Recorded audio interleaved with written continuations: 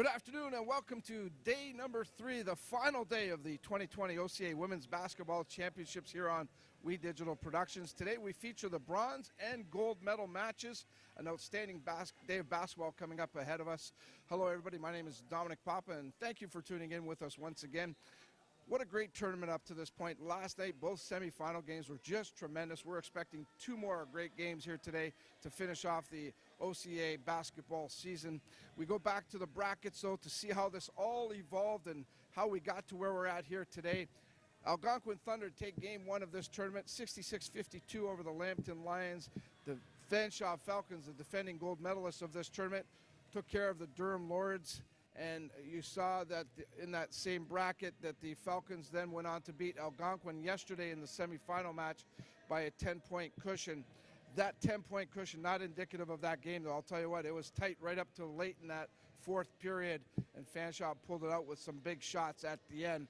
So Fanshawe is ready to go. The Thunder are going to be playing in a moment for this bronze medal. On the other side of the bracket, you had the Humber Hawks, who were the heavy favorites coming into this tournament. They took care of Sheridan. It was the Saints, the hometown team, winning against George Brown. Last night, what a thriller here at the Sportsplex. It was loud, it was electric, and I really do believe that the fans here really helped the Saints in their victory over the Humber Hawks. We can call them the 6th man. Of course, in Seattle, they have the 12th man. We have the 6th man here at the Sportsplex. They were just loud last night. So that sets up today's games. The gold medal game is the Saints hosting the Fanshawe Falcons, and in our bronze medal match, which is going to take place in just a couple of minutes, the Algonquin Thunder to take on the Humber Hawks. Let's take a look at the Algonquin Thunder and their numbers for the season. An outstanding regular season, 15-1. Their numbers very much up at the top of all categories. A great year for Jamie McLean and the Algonquin Thunder. They're getting ready to play for this bronze medal. Coach McLean knows after the letdown of yesterday, today's going to be a tough mental battle. Really, the message today for the girls, right, is it's a mental game. Who's going to be the tougher mentally to be able to step back up, learn the positives that we can get out of yesterday's loss, and come back and try to win today. The bus ride home with a bronze medal around our necks will be a nice feeling, a great way to finish the year. A great feeling for these girls for all the hard work they've put in all season long. So that's really the message, is just like, this is our last game of the season. Let's finish it hard. Let's leave everything on the floor. We played a hell of a game yesterday. Let's see if we can pull it off again. A great coach, Jamie McLean, no question about it, for the Algonquin Thunder. He's going to be matching wits with another great coach here in the OCAA ranks. That's, of course, Ajay Sharma of the Humber Hawks. The Hawks, again, 17-1 during the regular season. They were first in the West Conference, and I'll tell you what, their numbers were outstanding throughout the regular season. They lost yesterday to St. Clair. You got to call it an upset. The Humber was favored to maybe knock off Fanshawe at this tournament. They were certainly one of the top 2 teams in this coming into this tournament. They're going to have to play for a bronze medal today. Coach Sharma makes no bones about it. He said the loss yesterday is a tough one to take. Bronze medal. I think it's, I'm not going to mix words, I think it's pretty excruciating. You know? For our program, we put a lot of work into it. We're in there every day, and we're preaching that this is where we want to be. And sure, it's a tough pill to swallow, but I always want to surround myself with players that know how to lose too, because from that you can learn how to win. That's Coach Ajay Sharma of the Humber Hawks, doing, again, an outstanding job. He set the bar so high for that program. So you could understand that they're a little bit disappointed not playing for a gold medal. But you know what? There's still an important game here with this bronze medal game. Both these teams want to take something from this tournament. They have a chance to do that here this afternoon. When we come back to the St. Clair College Sportsplex, it's the bronze medal match. The opening tip, Aaron Sanders and Justin Prince with all the call here for you. This is the 2020 OCAA Women's Basketball Championships on We Digital Productions. Hey, Herman Moore here, Detroit Lions legend and 4-time Pro Bowl player. Hey, get your tickets and join me for the 15th Annual Westby Awards on Tuesday, March 10th at the Caboto Club. The 15th Annual Westby Awards are brought to you in part by Unifor Local 444, Lucier Glove and Safety, Hotham Building Materials, AM 800 CKLW, and We Digital Productions.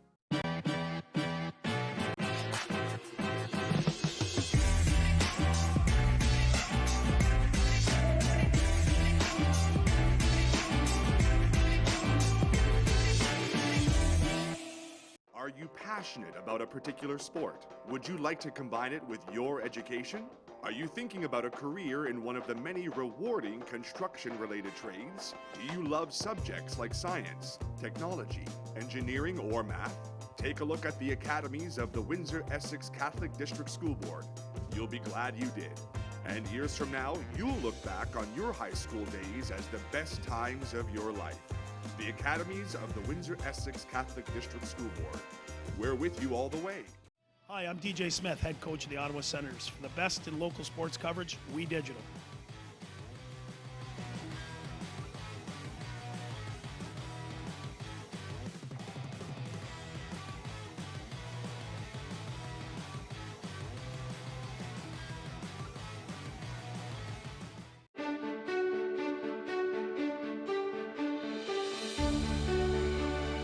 Here, it's about you, your passion, your skills, stepping up to the challenge. It's here where we rise above, soar to our full potential, and where we become work ready. St. Clair College, it's time to take flight. Rise above the ordinary.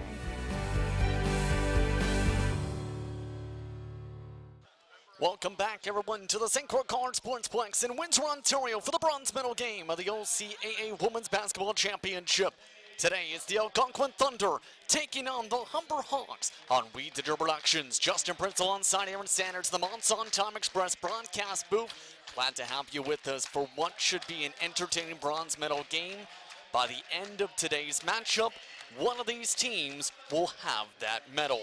The question is going to be which team it will be as both teams get their starting lineups underway for what should be a thrilling matchup. Those lineups will feature two All-Stars for the Thunder. Rita Sebo, one of those players. She'll start alongside Sierra Peck and Ariana Gagnon. Rounding up the lineup, Noor Abdullah, along with the second of the All-Stars, and Michaela Branker.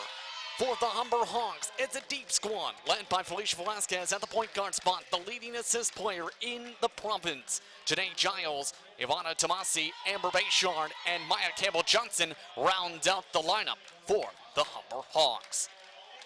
Today's officials, Barry Cohen, Michael Broughton, and Susie Pizziocoli for today's matchup. The Thunder will be wearing their gray jerseys with the green trim, Humber their white jerseys with the blue trim. Aaron, it's a sure thing one of these teams will come away with this game victory with a medal. What are the keys to come away with that W today? Let's start with the Humber Hawks. The keys they have to keep in mind is they have to get Sierra Peck right out of her game, because yesterday she played with such resiliency. Injured her ankle in the second quarter, but was able to bounce back and put on a strong one for Algonquin despite the loss. In addition to that, they have to shut them down on the fast break.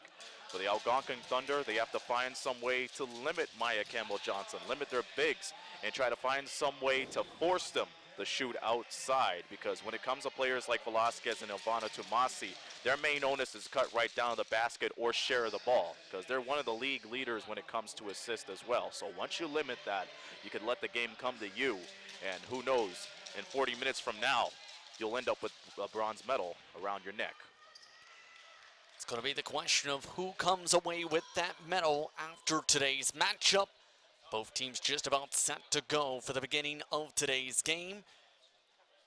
Humber Hawks will start going from left side to right. Algonquin from right side to left to begin this first quarter. For the Algonquin Thunder, it's Sierra Peck set to take the tip. She'll battle against Campbell-Johnson in the jump circle. As we are underway for the bronze medal game for Windsor, Ontario. Quickly under the bucket, Branker with the first 2 points. And a quick start for Algonquin. 2-0 on the board. And that's been the plan this whole tournament. You get off to a fast start and it ends up a scoring run, stolen by Peck. Peck able to force the turnover, taken up by Sebo. Branker sets up on the outside, down low to Peck once again in the post. Tries to give it to Abdullah, turns it to a tip instead with Velasquez. Just past 30 seconds into the first quarter here on We Digital Productions for the bronze medal game of the OCAA Women's Basketball Championship for the St. Clair College Sportsplex. In Windsor, Ontario, Justin Prince alongside Aaron Sanders, the Monson Time Express broadcast booth, as the Thunder inbound the ball to Sebo. Down low in the post, can't get the bounce. Peck taps it back to Sebo for the fresh 14. And a whistle called. Campbell Johnson is down. And that's not a good situation at all, JP. That's one of the Humber's bigs that's been very efficient in the regular season. Injury timeout called on the floor. Just under a minute into the first quarter. 2-0 Algonquin the score. And Campbell Johnson yesterday, 8 points, 10 rebounds against St. Clair in the semifinal matchup for the Hawks. Campbell Johnson now being helped towards the bench. First substitution now in, and Tyja Wareham in her place.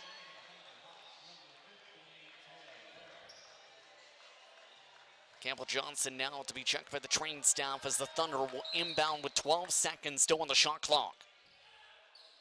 Taken by Branker. Loses the ball, stolen away by Wareham.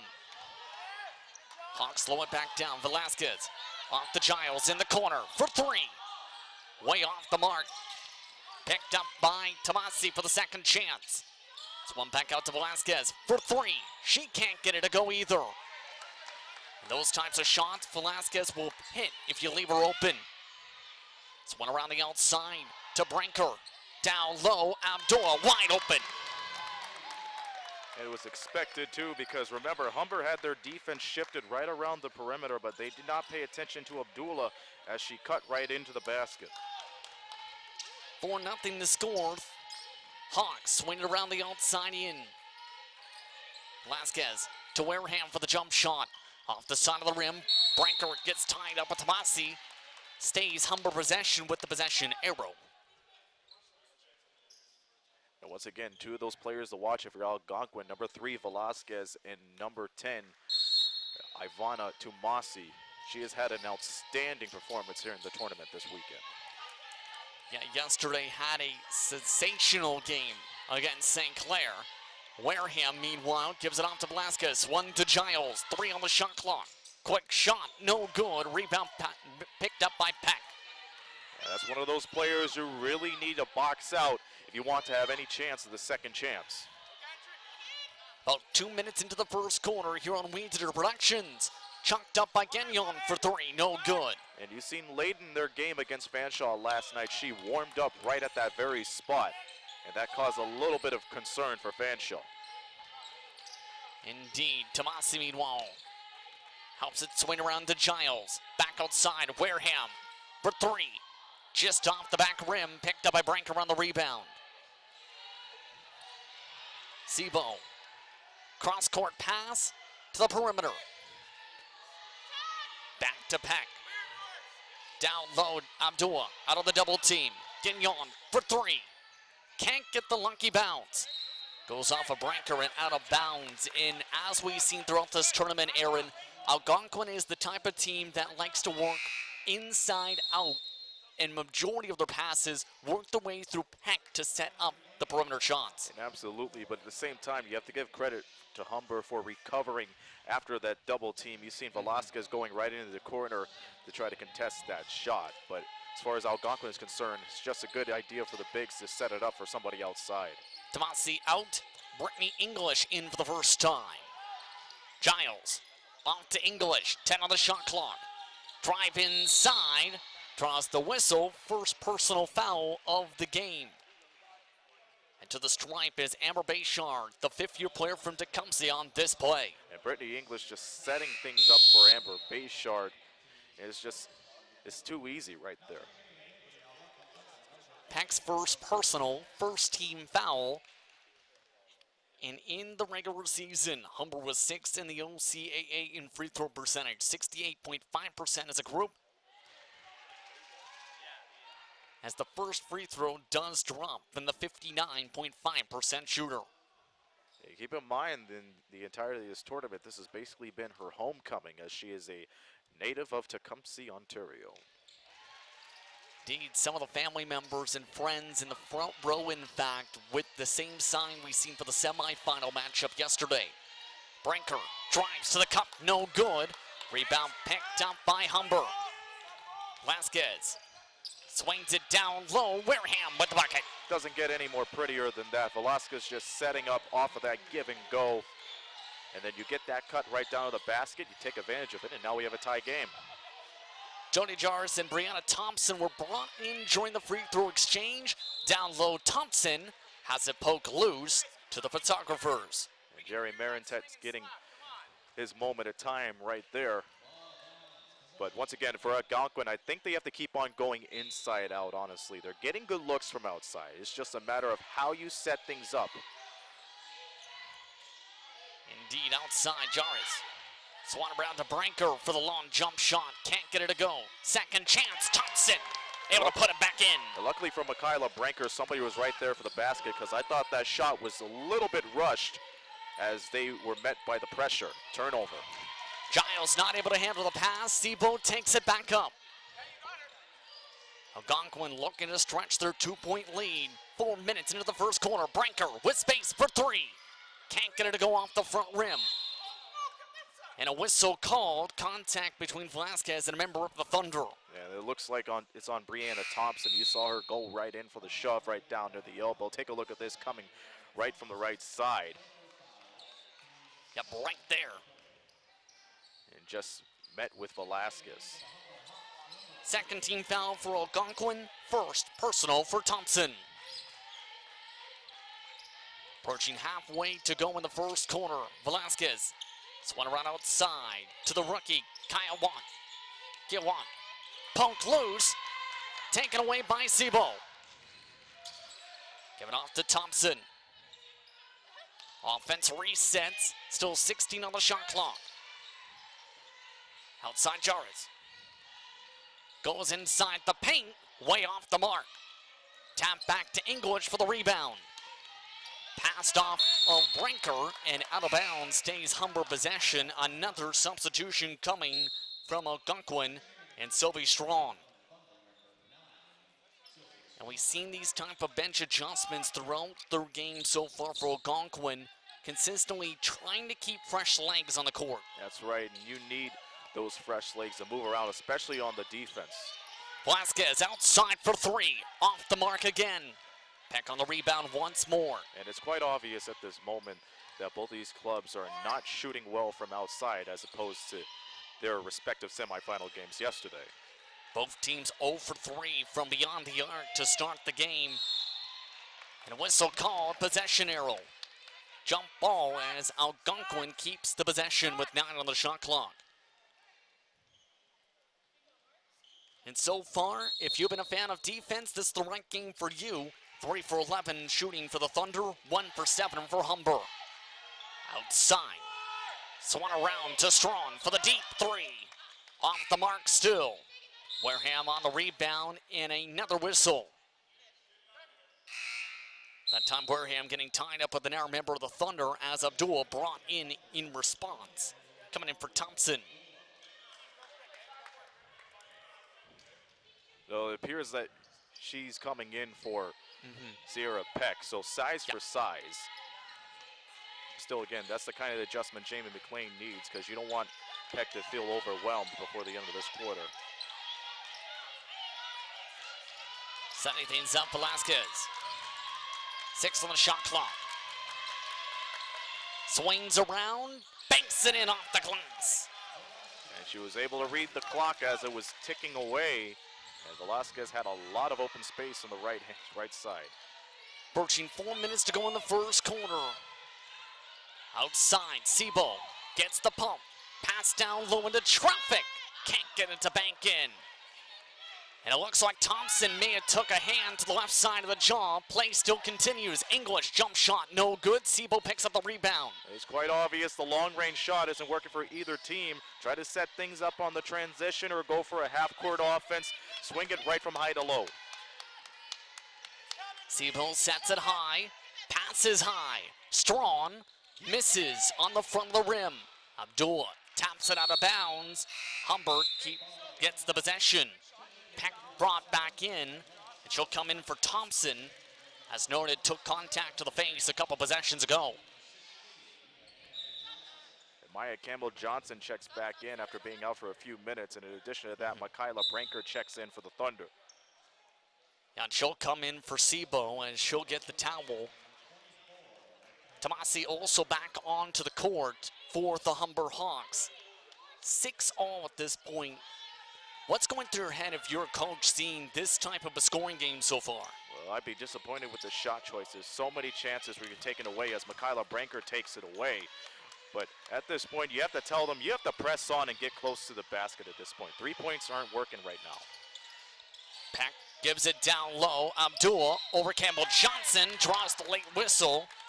And for the first time, the Thunder will go to the stripe in the bronze medal game. And you know, for Algonquin, they have a tough onus right on them right now with Maya Campbell-Johnson back in the game. Nora Abdallah recognizing the presence of Campbell-Johnson and just putting it up there. Dua on the season, 70.6% from the stripe. Makes the first of two as a team. Algonquin was third in the province from the stripe, 68.9%. Both free throws are good, 8-6 now the score. Humber's offense so far, ice cold, 2 for 9. Campbell-Johnson, swung around the perimeter to Velasquez. Back to Campbell-Johnson, inside the arc, the mid-range, no good. Picked up by Watt for the second chance, goes for the three, this time it falls. And that's Kia Watt, part of the West Division all-rookie team. And she was able to find an opening based off of Campbell-Johnson's miss. And the first time either team has hit a shot from beyond the arc in this game, Branker forced to retreat back on the pass. Sizes back up, pick set by Abdullah. Tapped away by English, stolen away by the Hawks. English leads the charge, pass to Watt, just off the mark, reset to Velasquez, open for three, she's got it! And it started with Brittany English playing masterful man-to-man defense to pick off that steal. Just a great sequence from Humber as they lead by 4. All of a sudden, the Hawks starting to gain some momentum here in the closing stages of the first. Abdullah, stolen away by Velasquez. Open space on the drive, gets it to go. BARBE'S sure timeout called by the Thunder. That's the first BARBE'S sure timeout called by either side because of this play. And Algonquin's just breaking down because of Humber's ability to start up the fast break. On one end, we saw Kia Watt connecting, and on the other side, we saw Velasquez finishing it off. So 4 quick points for them as this lead is ballooned from 2 to 6. And Coach McLean, seeing what was happening the second that steal happened, calling for the BARBE'S sure timeout. What do you think at this point is being said to that team? You have to share the ball more, but you have to be wise about it. They're trying to go for the overhead pass right down low, but keep in mind, Humber's playing tougher man-to-man defense, which means they're not going to have a lot of space between them and their defender. So they have to find some way to get some cuts right at the top and then work their way down low, as opposed to what they're doing right now. Don't go for the low pass yet. Just let the player come to you, try to get a screen, and then establish a PAR or just move the ball around the perimeter. Humber Hawks now coming out of their huddle as you see Coach Sharma finish up his discussion. His team leads 14-8. Humber, of course, had won the gold medal from 2014 through 15 all the way through 2017-18. They're looking for their first chance at a medal since that 2017-18 campaign for Algonquin. Looking for their first medal since 2015-16. The conclusion of this game. Sebo watches as the pass intended for her is tapped out of bounds. Thunder keep possession with 13 on the shot clock. And once again, it's those overhead / cross-court passes that keep on hurting Algonquin because you have shifty players like Keo Wad. And in addition to that, Ivana Tumasi. Sebo meanwhile gets it off the inbound. Pass to Abdul, goes above her head, taken by Giles. Give it off to Watt outside, guarded by Branker, reset by English. Give it to the high post, Campbell-Johnson with the spin. Steps back with traffic behind, still makes it. And that's been her bread and butter the regular season, but it's been inconsistent during the tournament, so you know that has to be a breath of fresh air when she's able to get it off near the top of the key. The fourth-year player from Brampton, Ontario with the bucket. On the other end, Abdullah trying the whistle. She'll go to the stripe for her second trip there today. And we've been seeing throughout this weekend, Abdullah getting some nice touches to go to the free throw line. English called for the personal, her first of this game. Just the second team foul against Humber. 3 for 3 so far is Abdullah at this point. And we've seen the ability for Algonquin to adjust their play style. It's taken some time. We've seen that in the semifinal game to try and get that interior game going. Yeah, it's a matter of just using the bigs to your advantage because we've seen so many shots from their backcourt, but now they're shifting things towards to Abdullah's side. Swat around. Tomasi down to Campbell Johnson. 10 on the shot clock. Giles goes for the drive. The nifty pass, English blocked. Taken up by Sebo. Under a minute to go in the first quarter. Pack. The long jump shot. Drains it. And let me tell you something. Rita Sebo started right at the top of the 3-2 zone defense, and she found her way to shift right down and start the fast break. Tomasi cuts in. Rejected again. This time tapped out of bounds. Brinker on the defense. And another substitution coming in, Jarvis, for Algonquin and for Gagnon. 38 seconds remaining in the first quarter. And a foul going against English on a punch on the inbound. Brittany English's second personal, third team foul, and the Thunder have a chance to make it a single possession game with a 2-for-1 opportunity. And it's basically Humber trying to break free off for the inbounds pass, just a little too much power down at the top. Sebo cuts to the cup, yes! And in the last minute, Sebo has been working on both ends with a huge rejection to start off the transition. On the other end, finds an easy look at the left side. 6 straight points for the Thunder. Shot clock is off, 10 seconds remaining in the corner. Outside Giles, smothered by Sebo. Goes for the up and under, gets it to go. And the Thunder will just hold on to it to end the first quarter. Humber leads 18-14 after 10 minutes of play. We'll be back with more coverage of the bronze medal game after these messages. You're watching We Digital Productions.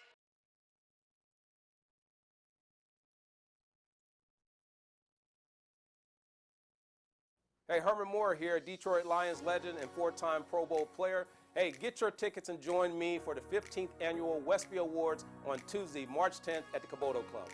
The 15th Annual Westby Awards are brought to you in part by Unifor Local 444, Lucier Glove and Safety, Hotham Building Materials, AM 800 CKLW, and We Digital Productions.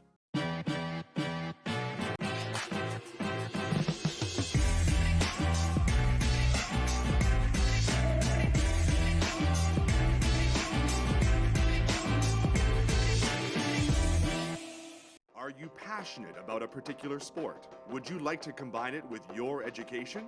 Are you thinking about a career in one of the many rewarding construction-related trades? Do you love subjects like science, technology, engineering, or math?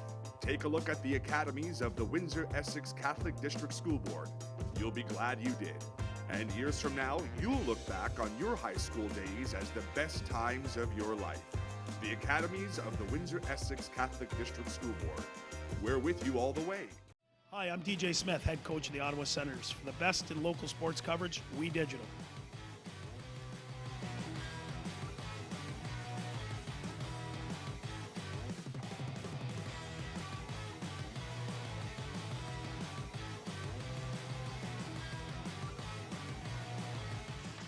Welcome back, everyone, to Windsor, Ontario for more coverage of the OCAA Women's Basketball Championship and the bronze medal matchup, where the Humber Hawks lead 18-14 over the Algonquin Thunder. Justin Prince alongside Evan Sanders, the Monson Time Express broadcast booth, as you take a look at some of the fans, including the family members for Amber Bayshard.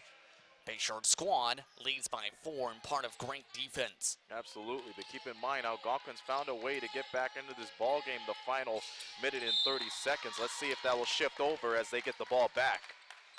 Thunder possession as that one was turned over down the sideline. On the floor for Algonquin. Sibo lined up alongside Jarvis. Lined up alongside Peck. Abdul rounding out the 5 is Brinker. Sibo drives it straight to the cup for the bucket. And Sibo has been a firecracker since the end of the first quarter. Starting with a block, getting very effective on the fast break, and just scoring easy buckets. Tomasi lined up with Campbell Johnson. Boy, along with Bayshard, rounding the 5 is Giles for Humber. Tomasi cuts through 2 defenders to get it home. And that was a similar play Rito Sibo just did not so long ago. So you're able to find a seam, set up for the double pick, and you just cut right inside for the easy deuce. Brinker looking to get the points back. Trying to drive by Giles, gets it poked away instead. Tomasi takes it up. Passes it to Bayshard. Draws the whistle. An offensive foul. It's just a crying shame because Tomasi has been effective on the defense and offensively, but it's that forearm that got the referee's attention. Foul goes against Tomasi. First personal, first team foul. Just a couple of personal fouls for each side in that first quarter. And we've seen those kind of fouls since the weekend began, JP, where everybody just keeps on running right in, but they do not recognize the charge until now. And up the floor with the Thunder. Sibo trying to set a pick and gives it away instead, it appears. Let's take a look at this. It's rare to take a pick near the front court like that, but my goodness, talking about a collision as Janae Giles shows her own muscle there. And they have conference, the officials have, and given the possession to the Thunder. So a second personal of the quarter as the bucket is good from Algonquin. Did you see how she stopped the moment she got the ball? Took a split second to see the defender come right off her feet and just kiss it off the glass. Algonquin down 2. Giles with that previous foul. Bui gives it off to Giles, gets rejected. Late whistle, Sibo called for the personal. Yeah, it's one of those disadvantages when you're trying to recover right from top to bottom on the defense. Take a look at Rita Sibo just cutting right into the free throw line, just trying to deny Giles of any chance of getting that basket. Again, she's been an effective player since the game started, but those fouls could cost them in the long run. For Sibo, just the first personal, first team foul. Gagnon coming in her place as Giles misses the first of 2. And that's rare for her, shooting 75% from the free throw line. Makes the second of 2, however, to stretch the lead up to 3, about 90 seconds into the second quarter here on We Digital Productions for the bronze medal game of the OCAA Women's Basketball Championship from Windsor. Peck passes it down low, back outside, Jarvis for the inside cut to Abdul, out of bounds, went off of the Thunder.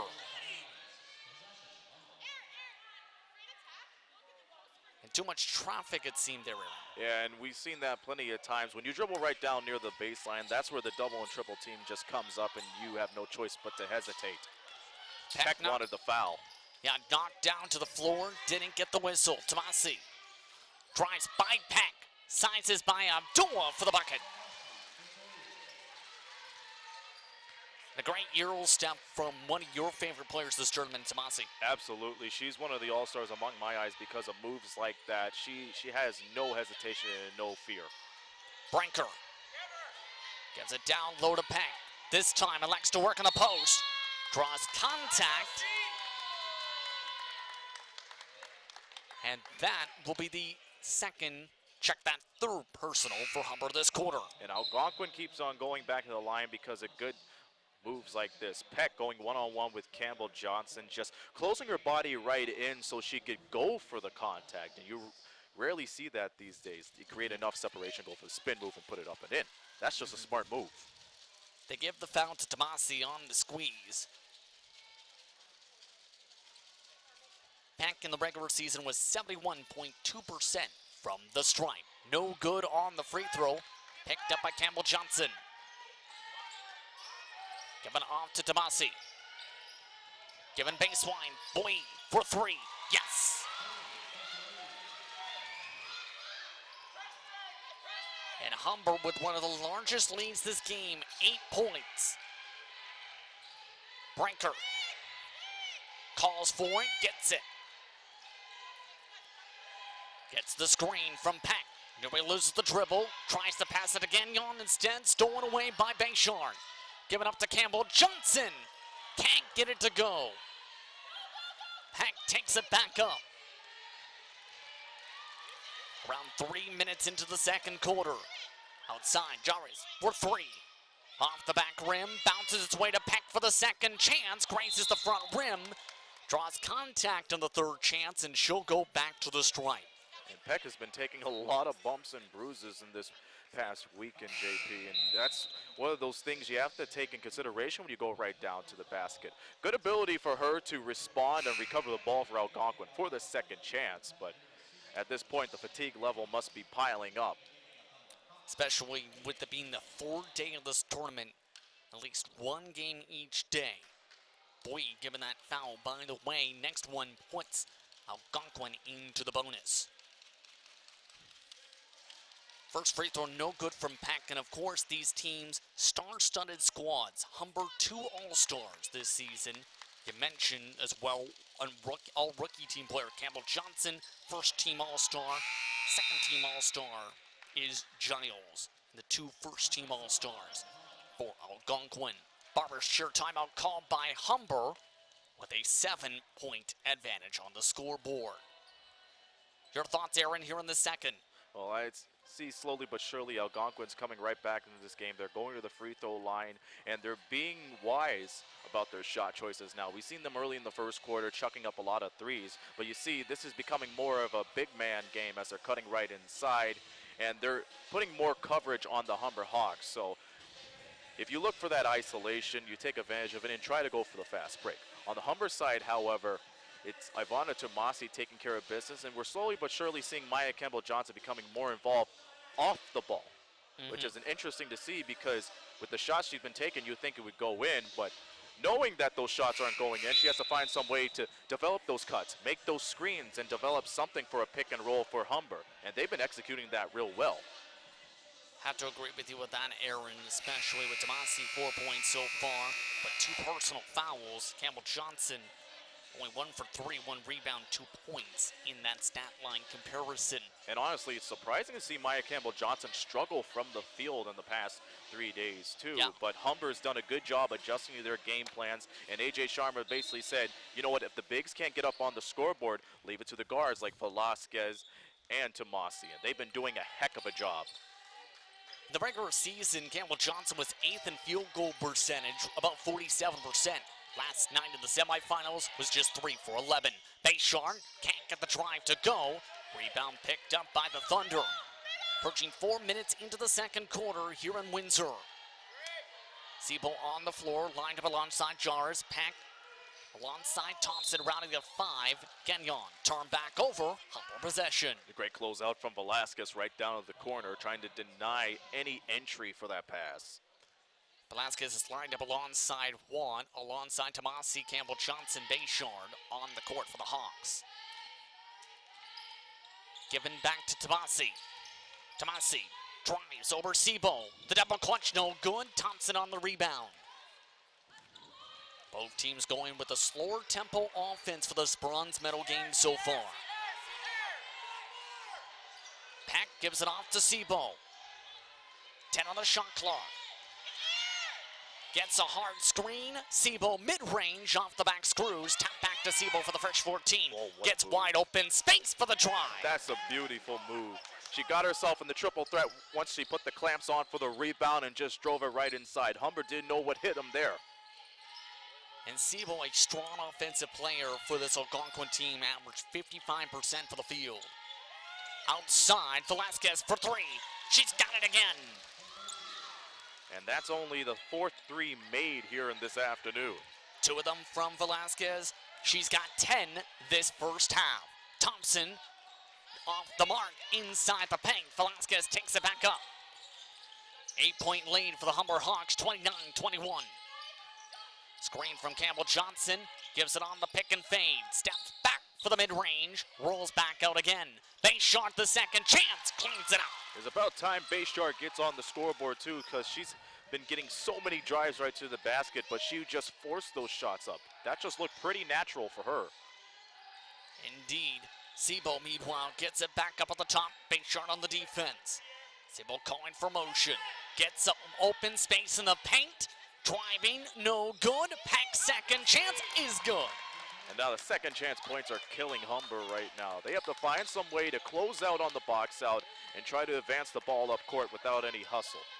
And part of that positioning on that play was Sebo wanted the paint open for that drive in the first place.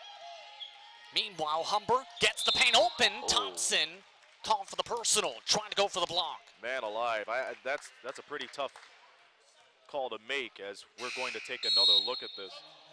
It's just a good idea for Velasquez to start with the fake and go right down, and we see that Thompson got all ball, but the problem was she leaned right into Velasquez's chest. And that's the reason why Thompson's called for a second personal and the second team foul for Algonquin. First free throw makes it a 9-point lead for the Humber Hawks. And Velasquez has had a strong tournament, to say the very least. Last night, had 9 points, 7 rebounds, along with 5 steals, Aaron, and a putback up and in. And once again, Campbell Johnson getting those easy shots. No box out on the second free throw. First time Humber is led by double digits. Abdullah can't bring back to single digits. Rebound picked up by Tomasi inside the crowd of the gray and green. Yeah, they took too much time passing right down low to Abdallah. Velasquez calling for the screen again from Campbell Johnson. Gets tied up. Watt gets it up at the top. Campbell Johnson again calls for the screen. Pass back outside, Bayshard for the reset. Velasquez left wide open for 3. Too long. Fresh 14 for the Hawks again. Giving back to Campbell Johnson. Double team back to Velasquez again. Calling for the screen once more. 6 on the shot clock once more. Feeling pressure, Bayshard, baseline. Tries to draw contact, instead taken away by the Thunder. Sebo up to Brinker on the fast break cut. Can't roll it in. Tap back out for the reset. Sebo up at the top for 3. Gets it to go. And that's Algonquin's first tray of the day, as Humber left Rita Sebo wide open at the top. And for Sebo, it's been a rough tournament from three-point land, despite being the top three-point shooter in the OCAA. Ball near return back over to the Thunder. Velasquez swings it outside Watt. Outside, the shot gets it to go. And both teams trade triples. Humber now starting to provide pressure off the inbound. Brinker cuts by Watt. Gets it poked loose. Inbound coming up. Multiple substitutions coming in as well. Peck onto the floor for Algonquin. Also bringing in Strawn. A couple more substitutions in English and Giles look to come in for Humber. But a Barber's shirt timeout has been called by Coach McLean, the Eastern Division Coach of the Year. That's the final Algonquin timeout this half. And we're going to take a look at some highlights in the last few minutes. This is from the last play, as Kia Watt created enough space to get her off of Michaela Brinker. And that's just an easy 3 to make, but you cannot allow anybody that much space, especially from the arc, from beyond the arc, because Humber's now piling up on the threes, and that wasn't the story in the first quarter. So things turned around real well as far as shot choices is concerned for both of these clubs. Yeah, 3 triples this quarter for the Humber Hawks specifically. However, the Thunder are able to out-rebound the Hawks at this point, a +5 advantage, Aaron. Yeah, so that's a positive side for Jamie McLean. If I'm him right now, I'd be impressed at the effort as far as the offense is concerned, because they're getting nice cuts right down to the basket. They're not forcing shots that they need to take. And you know what? When the bigs are involved in the game, they're drawing the fouls. They're going to the free throw line. So it's a good game on the offensive end. But defensively, they have to seal and deal at this moment. Go back to the man-to-man and do not allow them any opportunities. They get 1 or 2 seconds to think about the shot and for them to put it up and in. Thunder possession, 14 on the shot clock, down low. Peck immediately puts it into the post. And that's one of the bright stars for the Algonquin Thunder this weekend. My goodness. Yeah, the offense has flowed through Peck a majority of the sets this tournament. English gives it on the cross court to Velasquez, cuts baseline, back outside, wide open Bayshard, stretching her range, can't get her to go for three. Approaching 2 minutes to go in the first half. Brinker, giving off to Sebo. Brinker still smothered outside, drives it into traffic, Peck inside the arc, just off the back rim. Chase back down for the second chance, Brinker left wide open, no good. Abdullah can't handle the rebound, picked up instead by English. Humber leads 37-28 over the Algonquin Thunder. Velasquez, back to English. Bayshard battles in the post. English gives it off once again. Velasquez gets it poked loose, stolen away by Algonquin. Up the floor goes Strawn with the stop and the bucket. Still a 7-point Humber lead with under 90 seconds to play in the half. English sets up, goes with the switch with Velasquez. English won the drive, draws contact. Foul against Brinker, her first personal this game. Just the third team foul in the corner for Algonquin.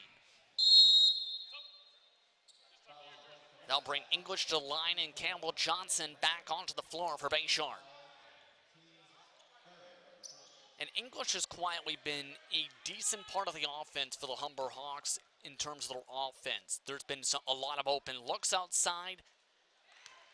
Many times they went more inside Humber in the quarterfinals. They went to English a lot in the semifinal, though. And they were able to give the ball to her because of the nice cuts she'd be making on the offensive end.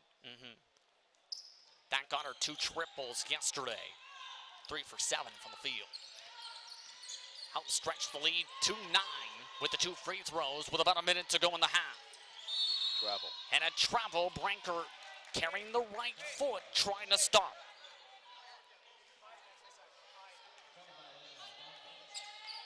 Velasquez gets the play call from Coach Schamer on the sideline. English inside, out to Wareham, back to Velasquez. Giles tries to go for the spin, passes out of the drop. Campbell Johnson, cross court, gets it to Wareham over the top, the hands, no good. Brinker picks up the rebound, chance for a 2 for 1. Brinker gets the screen from Sebo. Sebo on the cut. Abdullah gets the pass. Pass intercepted to Campbell Johnson. Intended that time for Peck. Wareham cuts in for the bucket. Shot clock is off for the first half. Sebo trying to find space. Paint wide open. Sebo gets space for 3. Can't get it to drop. Peck can't beat the buzzer, and at halftime, the Humber Hawks in control, lead 41-30 after 20 minutes of play. Halftime coverage with Dominic Papa coming up after these messages. You're watching We Digital Productions.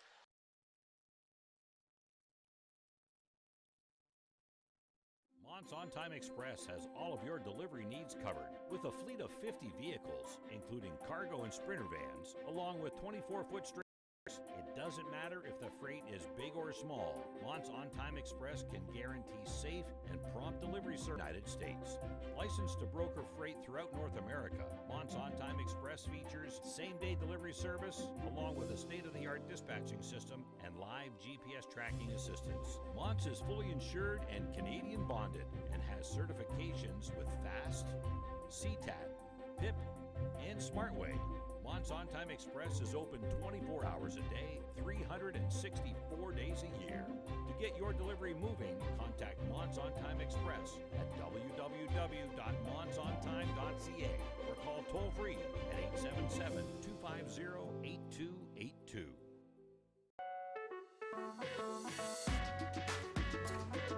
I want to understand why. I want this to be perfect. I want to be inspired. I want to be challenged. No matter the reason, our passion to learn brought us here.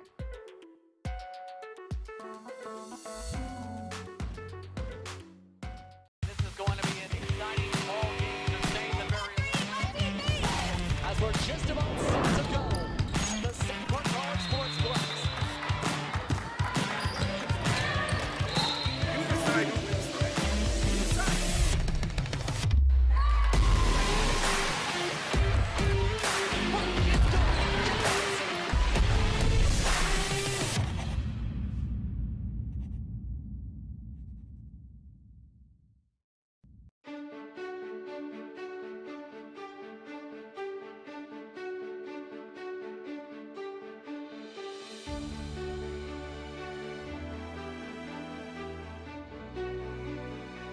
Here at St. Clair College, it's about you. It's about your passion, your skills, and stepping up to the challenge.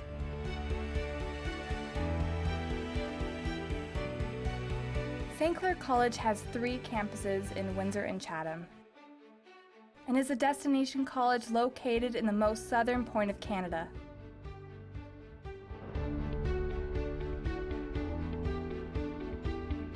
One of the most culturally diverse cities, Windsor shares an international border with Michigan and is home to over 30,000 college and university students per year.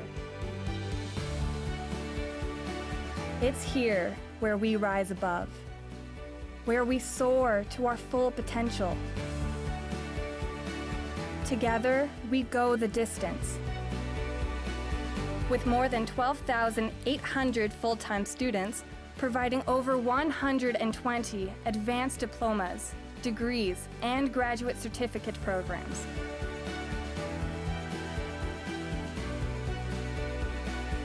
The center of all we do at St. Clair College is student-focused, and our Student Services program was designed with that in mind. We support academic excellence through counseling, tutoring, accessibility, and academic advising to ensure student success.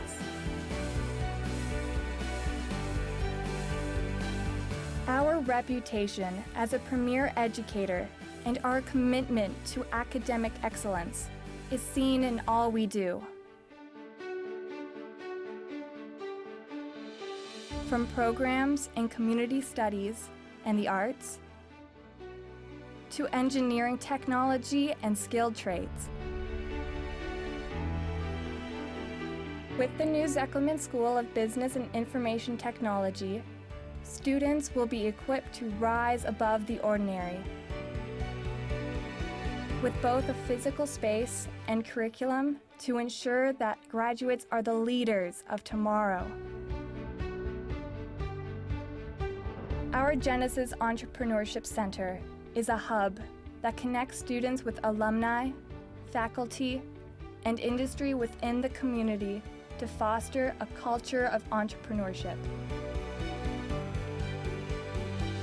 St. Clair College offers a wide range of activities to enhance campus life. From varsity and intramural sports to the state-of-the-art health and fitness facilities, there's something for everyone. Our students and faculty are an important part of our community. From polar plunges, a variety of fundraisers, to community events, groundbreakings, and unveilings.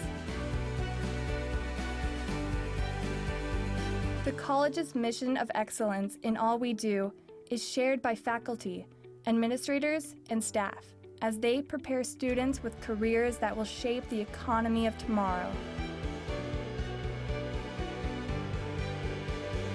Success grows with the strength of our alumni, and we are proud to recognize that each and every one of them is part of our international success. Our 100,000 plus alumni take an active role in our success. Whether serving as academic advisors, providing internships, or participating in social events. Our relationship is ongoing with graduates that ultimately enrich our current programs for student success.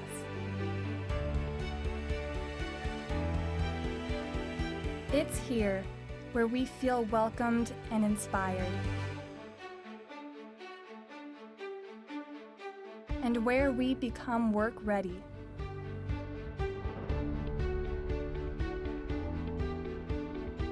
St. Clair College. It's time to take flight. Rise above the ordinary.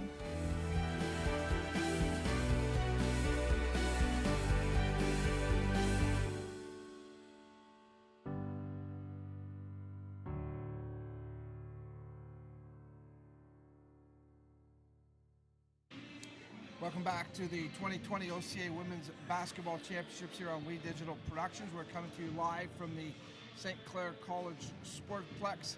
It's the bronze medal game taking place here first. The Algonquin Thunder doing battle with the Humber Hawks. We're at halftime, and it's the Hawks leading 41-30. Joining us on the broadcast, as always, basketball analyst, basketball doctor, Dr. Royal Church. And hey, Dom. You know what? Two great teams out here, Royal, and I mean, not to be too critical, we're not seeing their best. You could see they're a little bit, maybe deflated is the word, after not making it to the gold medal game today. Yeah, this is probably one of the most difficult times for both teams. When you lose the opportunity to get to the gold medal and win the championship, and you have to play in the third place game. I mean, it is the OCAA championship, so the bronze medal is very significant, but it's still, after the disappointment of yesterday, very difficult to play in these games. You know, we spoke to both coaches this morning, and they talked about that there was still something to play for. You know, both of them basically said the bus ride would be much better if we could have something hanging around our neck, which I understand. Yeah. But also, you know, I guess it's, I'm not going to say salvage is something for the tournament, but all the teams that came here, all 8 teams came here with the goal of grabbing a medal. And as you alluded to right there, Coach Church, it's very important. And for some of the girls, it's their last game as well. Yes, for sure. Especially the graduating players. You know, they want to hang something around their neck for sure. And I know these two guys are very proud coaches, and they want their teams to show well in this game today. Let's take a look at the numbers from this first half, of course. As I mentioned, 41-30 is our score in favor of Humber. And the numbers go like this. Just in a quick look at it here. Free throws pretty even. Points off turnovers pretty even as well. Nothing really statistically comes out. Rebounds maybe a little bit. Algonquin doing a good job there. Yeah, Algonquin is a solid team. They're a well-coached team. They're a fundamentally sound group. You know, I think they're outmanned a little bit. Humber certainly is a talented group. They have a lot of weapons. So consequently, the 41-30 score, Dom. And but Algonquin's not done yet. They're a tough team. They come back on a regular basis, and it showed yesterday that they could come back. And I think very late in the game yesterday, they were tied. As I mentioned at the top of the broadcast, the score yesterday with Fanshawe, 83-73, wasn't really indicative of the game. It was not a 10-point ball game until the very end. Exactly. And, Fanshawe hit some big shots at the end that gave them the opportunity to move to the gold medal game. But agreed. You're right, and you called it yesterday, Royal, where you said don't count Algonquin out of this game at any point. This team just keeps chipping and working. Yes. So that was a great point that you brought up yesterday. So you go into these last half now. Again, 41-30 is our score. Coach Sharma, he made no bones about it at the top of the broadcast. It was excruciating to try to get ready for this. Yeah. We think gold. We try to set the bar, and they do in a lot of ways set the bar. Obviously, going into the second half with the lead, it's got to help the cause and to know that they're 20 minutes away from a bronze medal. Well, AJ Sharma said to me yesterday, he said, Royal, this St. Clair team is so good.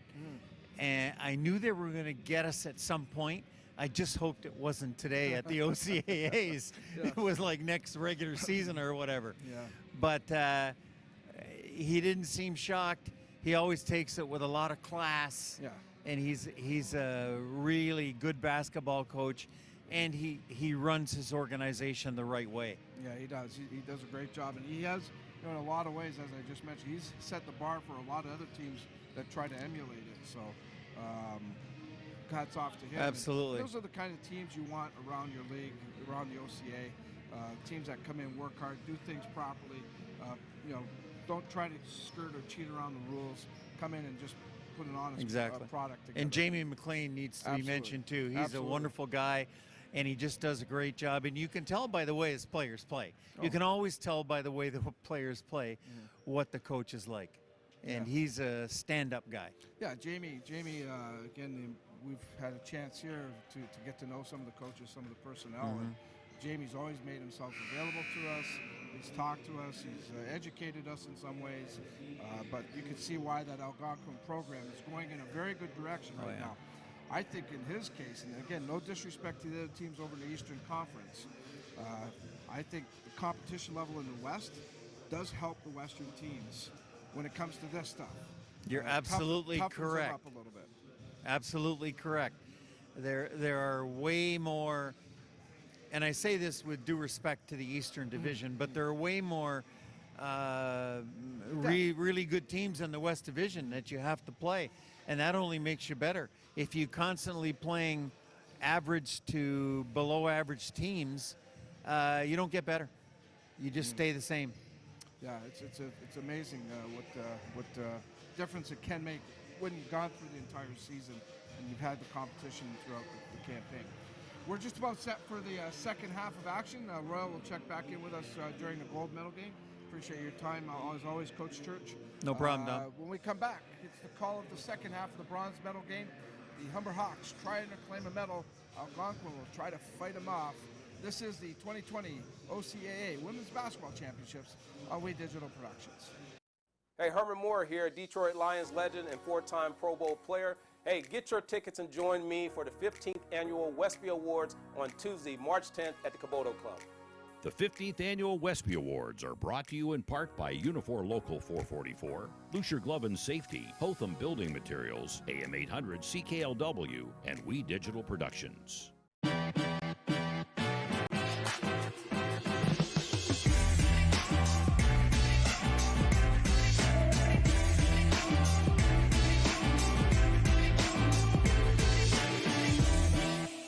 Are you passionate about a particular sport? Would you like to combine it with your education? Are you thinking about a career in one of the many rewarding construction-related trades? Do you love subjects like science, technology, engineering, or math? Take a look at the academies of the Windsor-Essex Catholic District School Board. You'll be glad you did. And years from now, you'll look back on your high school days as the best times of your life. The academies of the Windsor-Essex Catholic District School Board. We're with you all the way.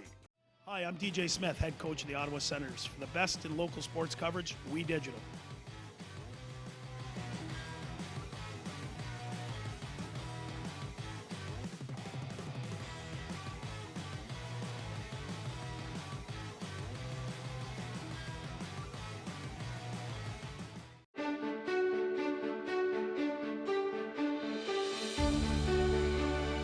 Here, it's about you. Your passion, your skills, stepping up to the challenge. It's here where we rise above, soar to our full potential, and where we become work ready. St. Clair College, it's time to take flight. Rise above the ordinary.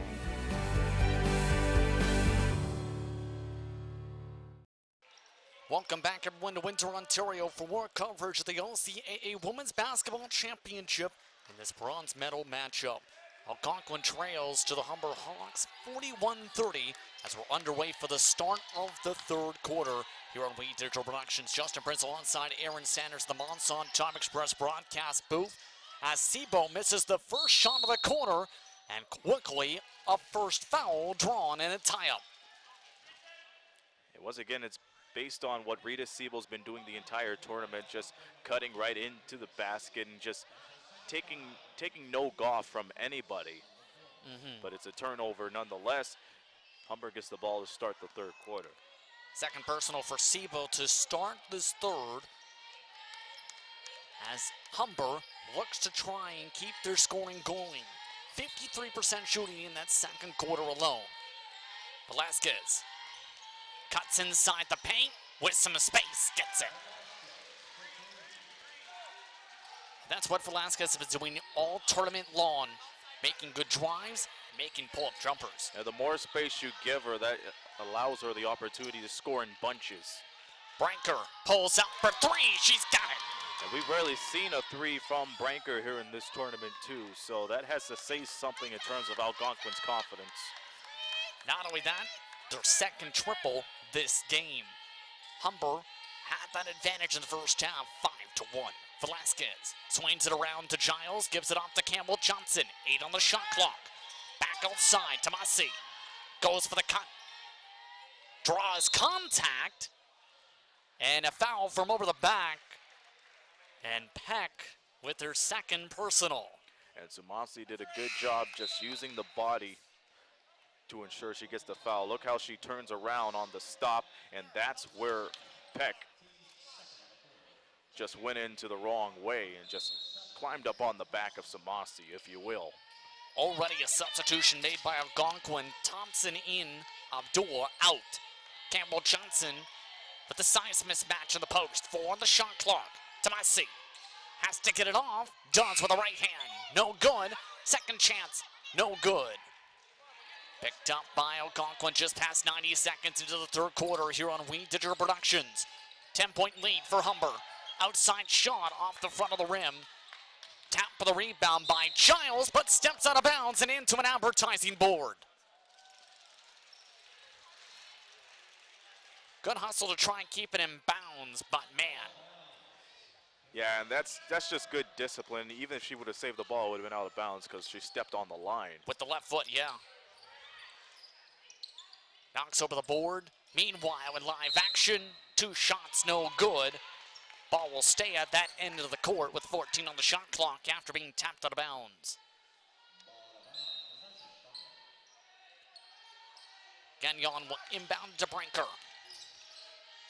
Pass to Thompson over her head to her head coach. Humber possession. And a timeout as Peck ties her shoe. The leading scorer in that first half was Reno Sebo, by the way, with 11 total points. Peck, though, had a very strong first half as well, a double-double launch. 7 points on 50% shooting, 8 rebounds, 3 assists, and 2 steals, Aaron. And if she keeps on being active at the post, she's going to hit that double-double. Velasquez, meanwhile, gets double-teamed. Campbell Johnson left open down the baseline. Gets it. And that's what happens when Sierra Peck overcommits. She sprung up from the bottom and went up to the top, and that just left an open look for Humber. Humber's largest lead of the game now, 12 points. Gagnon has it poked loose off of Velasquez and out of bounds. Still 12 on the shot clock. Velasquez had that stellar first half with 11 points to lead the way. The rest of the scoring has been balanced for Humber's side. Sebo looking for movement. Thompson goes in the post, gets it off the window. A little back and forth scoring to start this third quarter, about 3 minutes in. And remember, yesterday, this was the exact quarter where Algonquin found a way to make a near comeback against Fanshawe. They had a 16-3 run in that third quarter to close the gap. Tomasi, no good on the drive. Branker loses the handle. Still tapped out of bounds by Tomasi. Algonquin keeps possession. At this point, in your opinion, what do you do if you're Algonquin to try and get a similar run as we've seen yesterday? Well, you see with Sebo still in the lineup, you have to find some way to go coast to coast. Allow her to take care of business like she's doing right here. You caught it right on cue, so to speak. As Sebo makes it an 8-point game. She went coast to coast off the inbound. Well, there's a lot of space in the weak side defense for Humber, so she went from right to left. And usually for players, they go coast to coast, they go straight away instead of just switching direction. So that's interesting to see. Velasquez with the crossover. Cuts back to the right. Giles pulls up for 3. Catch and shoot, no good. Tapped out of bounds. Stays Humber possession off the right hand of Branker. Couple more substitutions. English back into the game along with Juan, the first-year player from Toronto. And you know what's underrated, JP, is just the recognition of the inbounder. A lot of people do not pay a lot of attention to them once the ball is inbound, but they set up for a good cut. English No good on the three-pointer. Thompson on the rebound. Sebo takes it up slowly this time. Algonquin trails by 8, 45-37. Humber the score. Sebo gets the pass down low. Double teamed. Loses the ball. Trying to trigger the jump ball. And still waiting for the signal. Possession given to Humber either way. So the Hawks get the possession back. Velasquez takes it back up. Campbell Johnson immediately fights in the high post. Bayshard gets it. Swung around to Watt. Back outside Velasquez. Sebo gets crossed up, stuck in the post. Velasquez can't make the jump shot. Tapped out of bounds, they say Algonquin ball. And you have to imagine what would have happened if Campbell Johnson was left wide open to get the pass as Jody Jarris checks back in. But Campbell Johnson had Sierra Peck right behind her. That would have been a good opportunity for her to get the ball and try to get somebody to come up top for the handoff. Kenyon out of the game with that substitution approaching halfway through the third quarter. Sebo trying to find space down low. Brinker up top. Back to Peck. 8 on the shot clock. Sebo cuts back outside. Driving baseline. Draws a late whistle. 2 free throws coming up on the hard contact. This is what Rita Sebo's been doing the whole game, just exploding right from the corner and just going right in. And then you see the collision right at the end of the play. Just the first personal for Velasquez, first team foul for Humber. Sebo, 74% throughout the season from the free throw line. It's been fairly efficient as well with this tournament, Aaron. No question about it. I mean, if anybody that goes coast to coast like that, you best believe they're going to get a lot of points, as now Sebo has 15 for the afternoon. That leads all scorers in this game. Their substitution onto the floor. Thompson coming out. Algonquin now features a lineup of Brinker alongside Jarvis, alongside Sebo. Abdul rounding out the 5 is Peck. Watt to Campbell Johnson. Breaks free. Out of the low post, Velasquez called for the travel. And that's just the double team just meeting Velasquez at the top. And they did a good job. They realized if you leave one defender on Velasquez and she beats you on the fake, somebody's going to be off their feet. But you have that additional defender to shut them down right away. Keep an eye on Jarvis and Peck. Both of them communicating up the floor. Peck elects to go for the jump shot. Abdul picks up the rebound. Sebo, swing around to Brinker for 3. Gets it to go. You know what? She barely got off her feet for that 3. So now, it's one possession game. Algonquin trails by just 3. They haven't led since the first 90 seconds of the game. Peck on the rebound. Sebo brings it up. Guarded by Watt, given off to Brinker. Abdul moves around to the post, sets up for the screen. Brinker the cut, draws contact. Wareham on the foul. Wareham's first personal, second team foul for Humber. And you know what? That's one of the finest plays that Michaela Brinker has made in this tournament. The ability to get right back into this ball game. They pick up the loose ball. And we see in the last play, Michaela Brinker just knocking it from downtown.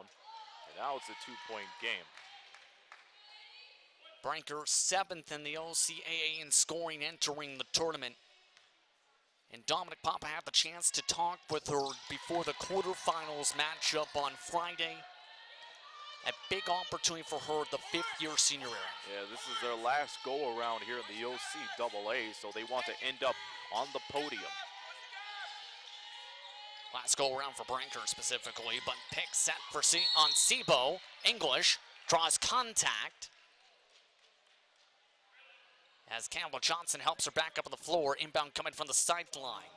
This is why. You see English getting that nice pick in from Maya Campbell Johnson, and Sebo tried to bail out of that seam.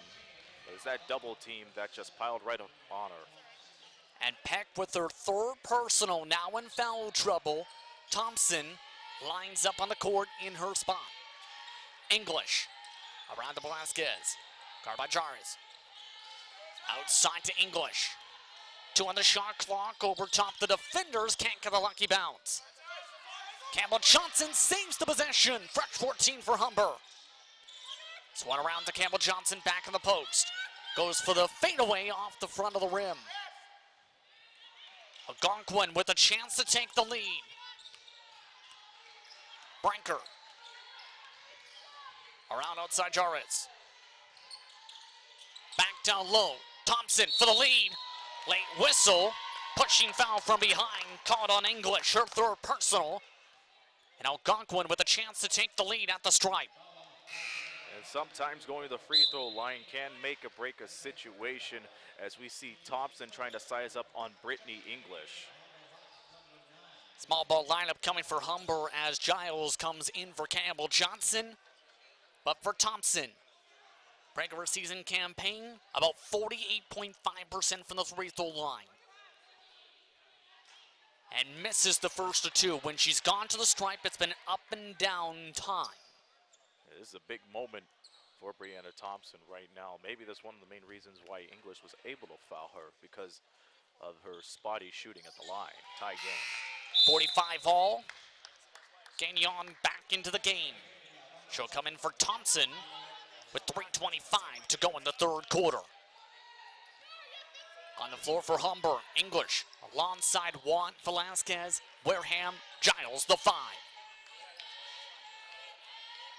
Give to Velasquez to set up the play. 15 to the shot clock. Watt on the motion, gets open on the arc. Velasquez gets poked loose. Pass back goes to English.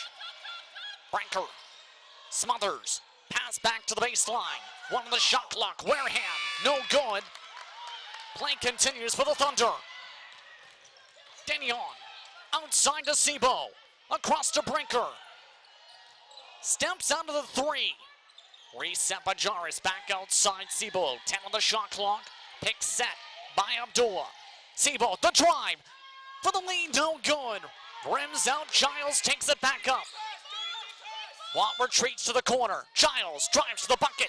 Misses Brinker on the rebound. Algonquin now slowing it down. Coach McLean calling for them to slow things down this possession. Jarvis. Sweat around. Branker gets it back. Abdul with the screen. Abdul with the pick and roll. Can't get it to go underneath the cup. English brings it back to slow it down. Approaching 2 minutes to go in the third quarter. English guarded by Gagnon. Back to Watt. Around to Velasquez. Gets the screen. The step back. Off the front rim. Wareham the putback. Goes off the front of the rim as well. And both teams now going silent on the scoreboard. No made field goals in the past 90 seconds. Sebo. Hard screen. Back outside for 3. Gagnon for the lead. Yeah, she's got it. It's about time. Funny enough, they missed all those shots near the basket, but when they spring it right outside, they finally get a groove going. Algonquin's first lead since the first 90 seconds of the first quarter. Velasquez gets the screen. Wareham on the pick and roll. Velasquez goes for the cut, instead drains it. And that was a sacrifice shot right there, because she knew she was getting off balance and she had to put it right up. Sebo takes it across the timeline. Under a minute to go in the third quarter. Pass down low. Branker on the cup. Yes. 50-47 the score in the bronze medal game. Thunder up.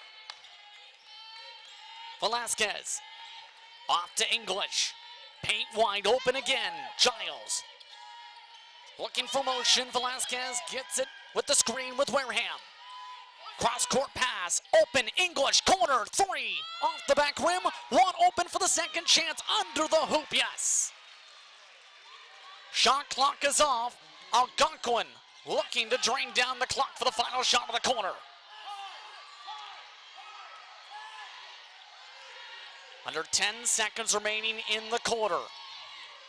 Sebo spins, loses the ball. Brinker blocked at the buzzer. After 3 quarters of play, 50-49's the score. 4th quarter coming up here on We Digital Productions after this.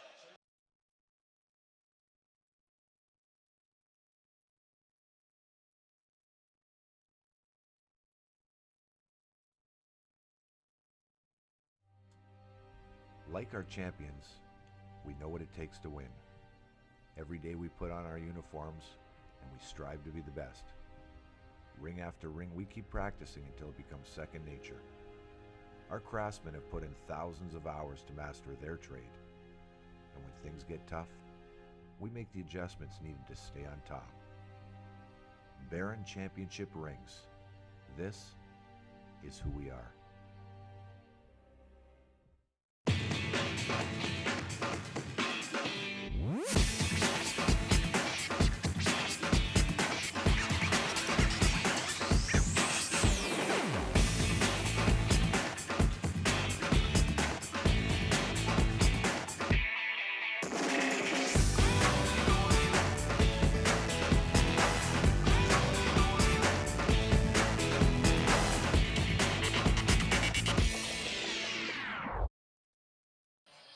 Welcome back to Windsor, Ontario, where Algonquin leads 50-49 over the Humber Hawks in the bronze medal game for the OCAA Women's Basketball Championship. This past Thursday, the OCAA Awards Banquet awarded its All-Stars. Here's a look.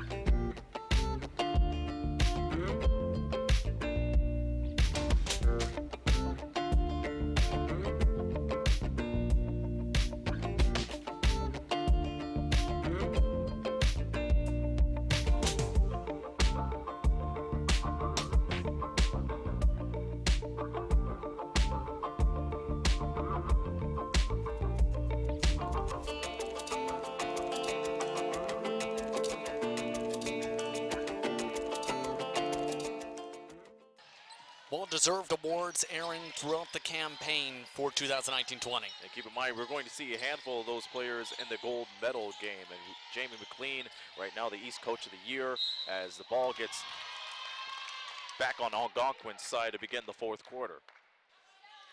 Quick whistle on the drive to start off the 4th quarter, where the Thunder look to try and get their first medal since 2015. Humber looking for the first medal for them since 2018. Thompson to the stripe to start the scoring in the 4th quarter. Thompson makes the first of 2, and Algonquin looking to grow this advantage. They had a stellar 3rd quarter, 20-8 the advantage, Aaron. And you know what, it's because of just great defense and their ability to move the ball around. Yeah, they played it real safe here for the afternoon. Indeed, 3-point lead now. That was after 4 of 18 shooting for Humber, specifically 6 of 14 shooting from Algonquin, along with 5 made free throws and 3 triples. Humber sets up their first offensive possession. Descharnes, Campbell Johnson, Tomasi, Velasquez, Giles the 5. Velasquez gets the screen. Back outside Tomasi. Cuts inside, back outside to Velasquez for 3. Swish! And we've been saying this the entire tournament. The moment Felicia Velasquez gets an open look from downtown, she's going to take it. It's interesting. We've seen her have these stellar games every single time she's been in this building. Now 18 points on the day. Sebo to a cutting pack, yes!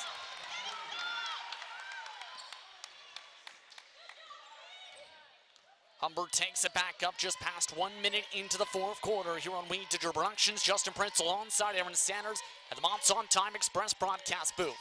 Tomasi driving in front of Brinker and draws the whistle. And they rule it a travel.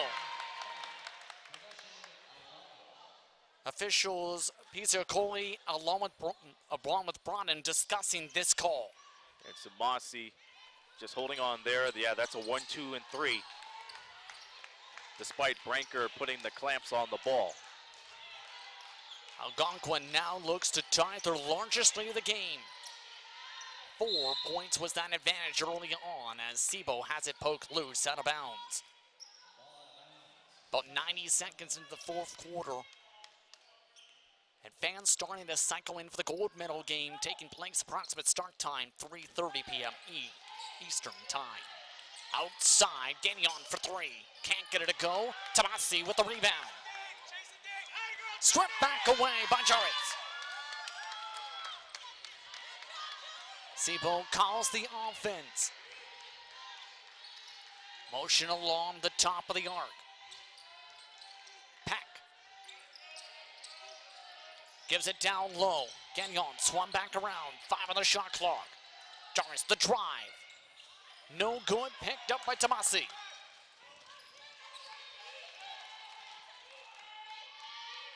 Both teams starting a little bit slow on offense. 4-3 advantage for the Thunder in the quarter in terms of scoring. Tomasi off to Campbell Johnson. No, batted away by Peck. Both clubs are just playing sloppy right now.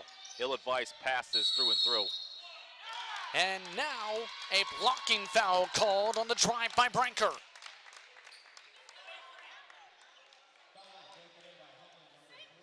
You'll see why here. And Branker just getting the shot to go, but Velasquez was at the wrong place. And now Branker is set to go to the line to score her 13th and 14th point. Velasquez's second personal, second team foul for Humber. Watt also coming in on the stoppage. Branker misses the first of 2.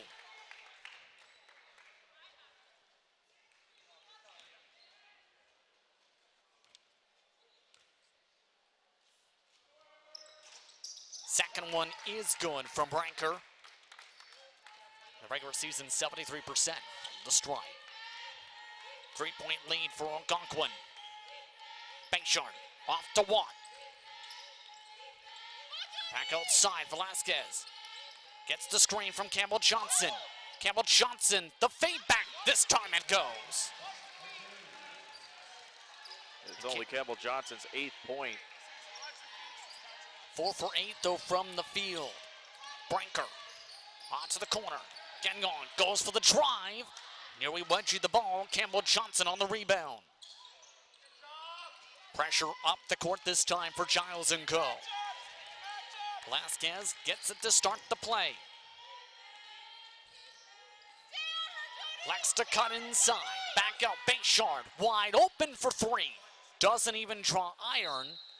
And one of the rare air balls of this bronze medal game today. Yeah, but on the other side, you have to compliment Rita Sebo for closing out Janae Giles on that box out, letting the ball roll out of bounds, because Humber has shown many times that they could capitalize on second chance opportunities.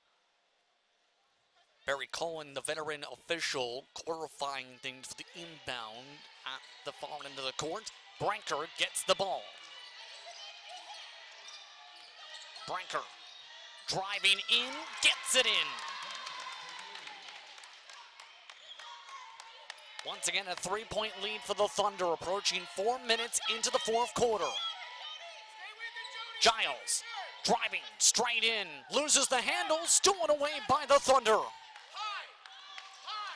Sebo elects to take it up slowly. Getting the call from Coach McLean on the sideline again. Sebo up and under, blocked.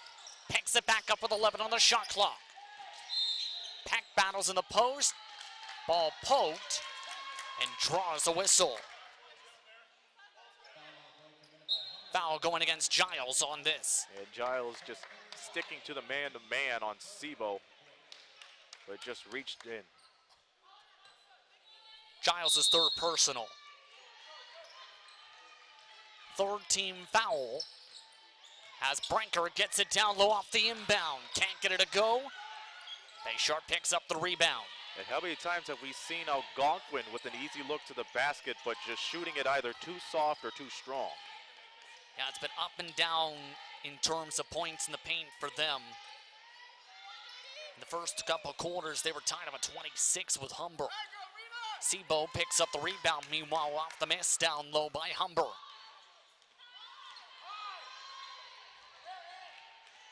Sebo scans the floor, gets the screen. Gagnon moves outside, Sebo drives inside, get off the front rim, tap out of bounds, fresh 14 for Algonquin, however. English comes in for Bayshore. And Coach McLean rushes up to call the BARBE'S cheer timeout, the first in this second half for Algonquin. 57-54 the score for Algonquin, Aaron, and it's been a much better second half for them compared to the first half. Well, remember, this is exactly how they played yesterday against Fanshawe as we take a look at Michaela Branker's strong take to the basket. And you know what? She's been waking up in the last few minutes as well. So I've been impressed at how she's been playing so far. Humber's doing a good job trying to shut down Rita Sebo, but the problem is Algonquin's been opening up other options too. Indeed. Branker is now woken up in the second half, now 15 points for her. Sebo 15 points, Pack 9 points. Here's an hour look though, Campbell Johnson starting to get things together, 4 for 9 for the field and 6 rebounds. If she's able to get back her fadeaway, then that could spell trouble for Algonquin because she's a player that could score in bunches too. If you give up that opportunity to shut her down, she's going to take care of you right into the basket. Indeed. Algonquin possession, 5:20 to go in the fourth quarter. 57-54 the score in this bronze medal game.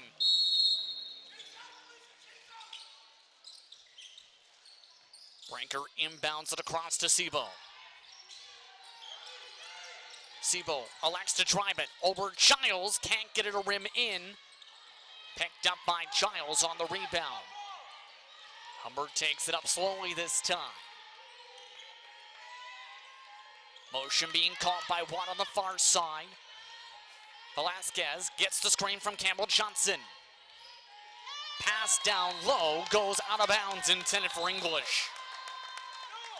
And now this is going to draw an officials conference, however, because it went between a Thunder defender and English. Yeah, that's led to a beat overcharged, yes. Yep. It's going to be Humber ball. Pay close attention to this. Smart play from Velasquez. Very smart play. Say it just grazed, jars his left leg. Watt off the inbound. Yes, she's got it to tie it at 57. And stolen away off the inbound. Velasquez slows it back down for the Hawks. Chance to retake the lead onto the timeout. Velasquez, isolation, steps back for three. Yes, she's got it. My goodness. And to think all that started because of that steal from Velasquez in the backcourt. An impressive sequence for the Humber Hawks to retake the lead. Contact between English and Branker. And Branker getting contact in the face on the play. One more look at the Velasquez three. Again, you give her enough separation, she's going to pull the trigger. And Branker being helped off the floor as the officials discuss the call. And it is an offensive foul called on Branker on the screen attempt. For Branker, it's her second personal, just the first team foul against Algonquin. With about 4 minutes to go in this bronze medal game's fourth quarter, Aaron, every possession could be key here. If I'm Algonquin, you have to size down on Velasquez. Velasquez gives it off to Giles, goes up for three, can't make it, 3 straight triples on as many possessions for Humber. Sebo calls for the movement. Pack waits, off to Branker. Sebo works in the low post. Given back to Peck. Sebo moves around to the perimeter. Peck giving it to Branker. Inside traffic. Draws a reach. That was the foul to give for the Humber Hawks this quarter. We have a timeout called by the Humber Hawks. They'll use one of their Barber's chair timeout. Velasquez called for a third personal. Barber's chair timeout called by the Hawks. Their first of the half. They lead by 3. What do you tell your teams at this point in the closing stages of a crucial game like this? You know, it's all about pace at the end of the day. So you have to find some way to calm things down. So far, Humber has the advantage because they have great ball movement. They're going inside out once again. For Algonquin, they're trying to do a little too much in so little time. So they're taking Rita Siebel out of the picture. Michaela Breaker shaken up just a little bit. But at the same time, you have to make sure that you get some wise shot choices off. There's no point of trying to draw for the contact because we've seen in the last few minutes, it could lead into an offensive foul. So you got to find some way to establish the pace, but at the same time, you got to go in for quick buckets. It's not the time to shoot any threes yet. If I'm Algonquin, no need for the long shots just yet. Have to see what the game plan is. 3:38 to go. 60-57. Brinker knew he lost the ball off the inbound.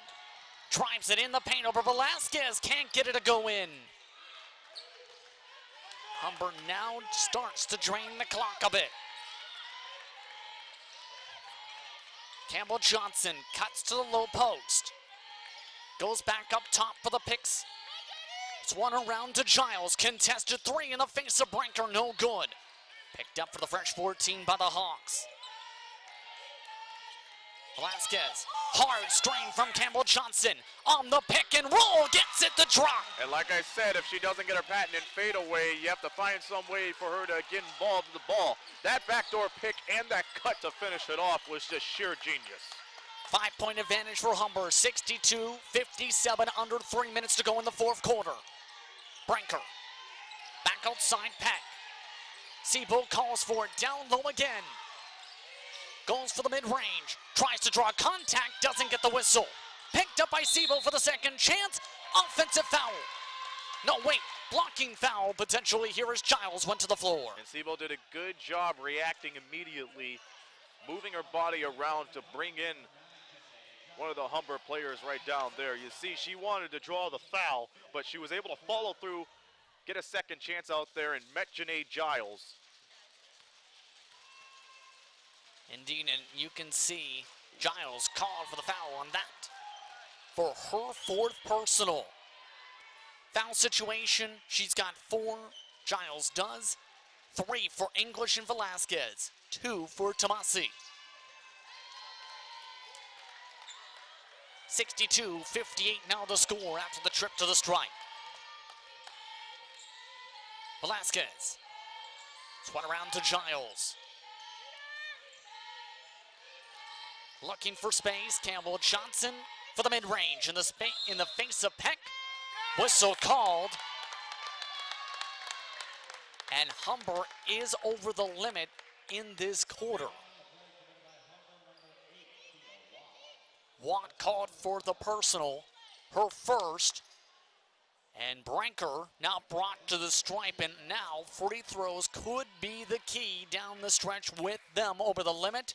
And Algonquin just having 1 personal foul this quarter.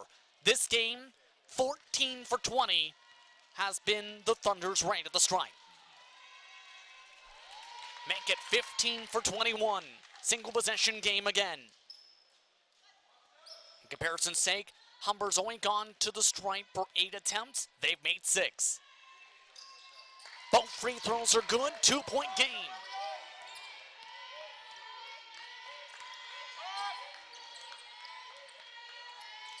Velasquez dribbles it down. Campbell Johnson goes inside the paint. The pass down low to Campbell Johnson, gets batted around, stolen away by Algonquin. Peck loses the dribble. They say it went out of bounds off of her. Humber possession with under 2 minutes to play. Both teams do have 2 Barber's chair timeouts remaining in this bronze medal matchup. And Algonquin has 3 fouls to give. Watt Yui poke loose by Peck. Drives it instead towards Brinker. Giles goes for the cut. Off of Sebo, the jumper drains it. That was fantastic.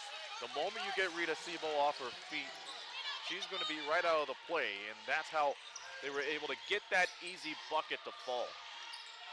90 seconds left. Brinker. Giving off to Gagnon. Sebo trying to cut for open space again. 5 on the shot clock. Up and under, trying to draw contact. No good. English picks up the rebound. And Humber now being instructed to drain down the clock by Coach Sharma. English. Off to Watt. Off to Velasquez. Space outside. 6 on the shot clock. Watt from way downtown off the back rim. Campbell Johnson with a big offensive rebound. English retreats back outside, under a minute left. Velasquez calls for the screen from Campbell Johnson. Gets the pick and fade. Drives through 3 reaches. Can't get the dagger to go. Brinker loses the hand with a rebound. English retreats back. Giles starts to dribble it down. No foul yet for the Thunder. They have 3 fouls again. They better foul now. Still not coming. 2 on the shot clock. Velasquez for 3. The dagger, yes, she's got it. And that's gotta hurt, honestly. You cannot allow them any opportunities to waste more than 20 seconds on the clock. They had possession for 40 seconds. They had 3 fouls to give. Why didn't they go for the foul to give? I'll never know. And plus the shot clock was running out too. It worked in AJ Sharma's favor as they wanted to milk the clock out. They did just that, and they picked up 2 offensive rebounds. That's 3 possessions in under 40 seconds. That's unacceptable. And it is a big time shot. Humber about 30 seconds away from a bronze medal. Pending a miracle now from Algonquin. Velasquez with 24 points, 5 triples in the game, Aaron. That's unbelievable. Just 5 of 9 from downtown, and she just flinged that up right there as the shot clock went down. But man, talk about a terrific heads-up play from not only her, but for the players that are in the front court too. Maya Campbell Johnson and Brittany English. My goodness. With multiple offensive rebounds. It's then going to be the question, though, with 21.3 seconds to be precise left. Can Algonquin do anything to keep their chances alive? Needing a bucket and a quick foul. Brinker, Peck, Jarvis, Gagnon, Sebo, the 5. And Brown into Gagnon, Brinker. Likes to go for the quick 2, can't get it to go. English picks up the rebound. And Velasquez finally draws the intentional foul. Brinker called on the whistle. Still a couple fouls to give, however. Just the 2nd personal against the Thunder. And that'll keep Humber in the backcourt as they bring in Kia Watt for Amber Bayshard. No, Bayshard stays on the floor. Watt comes out. Either way, another substitution strong coming in, and Coach Sharma calls for a BARBE'S sure timeout. That's his 2nd to last in the half, Aaron. And I think that advanced the ball half court too. So a bit of strategy again in this situation with the BARBE'S sure timeout called by the Humber Hawks as they discuss things leading by 7. It was a hard-fought game either way for the Thunder, any way you look at it, the way they performed today, especially that comeback attempt in the 3rd quarter. That's right, but keep in mind that the 4th quarter just really made them suffer, and unfortunately that's overtones of last night's game too. They should have fouled once again on that last possession, but they basically wasted 30 seconds up on the clock, and that was the dagger right there. Yeah, absolutely. Especially to Humber, a +8 in the quarter in points scored. As you take a look at Coach McLean's squad and some of his team members, including Peck, making sure all of this play call needing some luck with 12.4 seconds remaining. Yeah, it's interesting how things are going to play out for them because there's only 2 players that scored more than 10 points throughout this game. That's Brinker and Sebo. Yeah. 3 for Humber in comparison's sake. Velasquez, Watt, and Campbell Johnson. Potential foul drawn by Velasquez. Still a couple more, though, needed to send Humber to the stripe. 10.8 seconds remaining. This time given to Campbell Johnson. Peck called for her fourth. And now they have to be aware they can't foul Felicia Velasquez because that will send her to the line. And she's one of those high-scoring shooters from the line as well. About 70% from the free throw line, but with the game she's been having so far, she could hit it from pretty much anywhere. Velasquez, though, is the player who gets it and does draw the foul, and that puts Algonquin over the limit. Velasquez with the dagger shot moments ago. A chance to put the game on ice with 7 seconds remaining. First one is good. And Coach McLean already discussing the possibility of using the Barber's sure time out here. Yeah, at this point, just advance the ball half court, go for a quick shot. Second one isn't good. Thunder take it up. Last shot of the game. Jarvis, no good. The Humber Hawks win the bronze medal. 67-60 is the final. Check that, 68-60 is the final. Humber's first medal since 2018 to secure the bronze medal. Post-game ceremonies in just a moment. You're watching We Digital Productions live from the St. Croix College Sportsplex in Windsor, Ontario.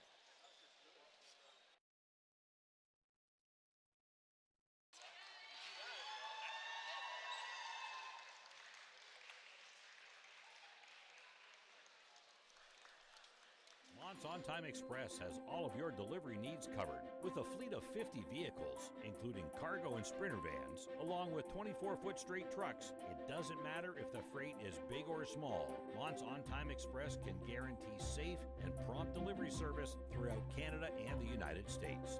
Licensed to broker freight throughout North America, Mont's On-Time Express features same-day delivery service, along with a state-of-the-art dispatching system and live GPS tracking assistance. Mont's is fully insured and Canadian bonded and has certifications with FAST, CTAT, PIP, and SmartWay. Mont's On-Time Express is open 24 hours a day, 364 days a year. To get your delivery moving, contact Mont's On-Time Express at www.montsontime.ca or call toll-free at 877-250-8282. We are back as ceremonies are set to begin for the bronze medal. The player of the game, JP, for the Algonquin Thunder is Michaela Branker, playing her final game in the OCAA. Well deserving, as she ended up with 17 points, 5 rebounds, and 2 assists, 5 of 15 from the field. And the player of the game for the Humber Hawks, Kia Watt, stepped up 11 points, 3 rebounds, and 2 assists. Indeed, as you take a look at that stat line, 3 triples in this ball game. A stellar performance for the rookie today in this bronze medal game as the medal ceremony about to get underway here in, once again, as mentioned, for Humber. Their first medal since winning 4 straight gold medals in 2015 through 18. Still a big moment for the Humber Hawks and this team with how hard they worked throughout this tournament. And the legacy continues over at Humber College, but what a strong fourth quarter these guys put up. And AJ Sharma has to be credited with all of this, honestly, overcoming a strong third quarter from the Algonquin Thunder. They were outscored 20-8, but they were able to bounce back with a 19-10 fourth quarter. And it was fantastic. And Felicia Velasquez getting the first of many bronze medals for the Humber Hawks for this year. She did a terrific job throughout the tournament, got the game ball in the first game against Sheridan, and she was able to average around 15 points per game. She did a terrific job. And there's Brittany English right there, I think was the benefactor for this game, if you ask me. Indeed, a stellar game for English today. English finishing with 7 rebounds in this matchup. And Tomasi with a strong game as well. honestly a strong tournament outing for her. She's one of my all-stars, no question about it. Giles now receiving her medal. 5 points and 5 rebounds for her. As the rest of the group receives their bronze medals. Again, you have to give credit to the Algonquin Thunder again for the work they did throughout this tournament to have the top record in the East Division coming into the tournament and having a strong performance throughout the entire tournament. Honestly, it's interesting to see the top teams from each division battle it out for the bronze medals, but you know what? That's how the tournament works out sometimes. If you win, you're in. If you lose, you know, that decreases your chances to win the championship. But honestly, this felt like what everybody said, this could have been the go-to matchup for the championship. But we were treated with a good game and a good tournament overall, but it's not over yet. Remember the gold medal game taking place at about 3:30 p.m. Eastern.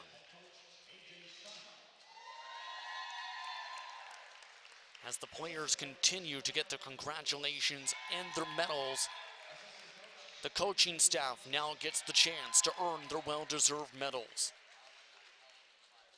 The coaching staff, Jerry Awane, along with Icha Hamali, Kingsley Hudson, Kern Lewis, and of course the head coach in A.J. Sharma. And I just want to mention Acha Hamui knows a thing or two about the legacy of the Humber Hawks. She was a former player many years ago, and she was part of that success along with a lot of players like C.J. Nofuente along the rest. So this is another medal for her. A terrific job from the coaching staff and for the Humber Hawks in general. All the way down to the therapist in the athletic therapy department as well. Chantel Lingard with the medal, along with Mike Taylor, along with the athletic director, Ray Chateau. Had to congratulate everyone from the Humber Hawks on a well-deserved bronze medal.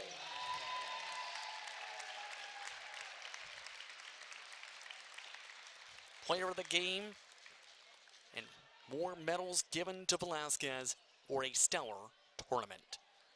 No question. I have her as a part of my all-star list too. She is just fantastic. Player of the game with Dominic Papa in just a few moments. You're watching We Digital Productions live at the St. Croix College Sportsplex in Windsor, Ontario.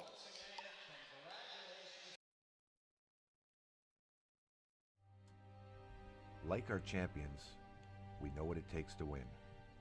Every day we put on our uniforms and we strive to be the best. Ring after ring, we keep practicing until it becomes second nature. Our craftsmen have put in thousands of hours to master their trade. And when things get tough, we make the adjustments needed to stay on top. Baron Championship rings. This is who we are.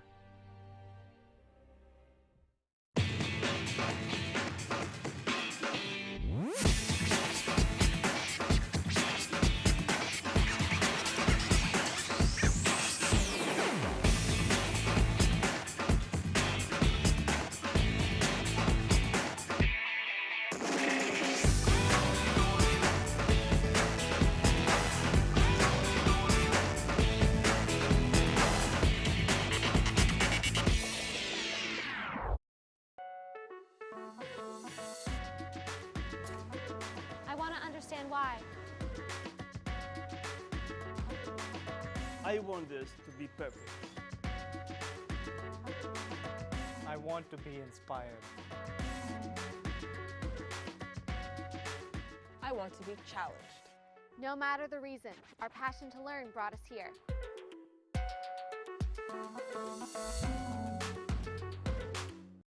Hey, Herman Moore here, Detroit Lions legend and 4-time Pro Bowl player. Hey, get your tickets and join me for the 15th Annual Westby Awards on Tuesday, March 10th at the Caboto Club. The 15th Annual Westby Awards are brought to you in part by Unifor Local 444, Lucier Glove and Safety, Hotham Building Materials, AM 800 CKLW, and We Digital Productions.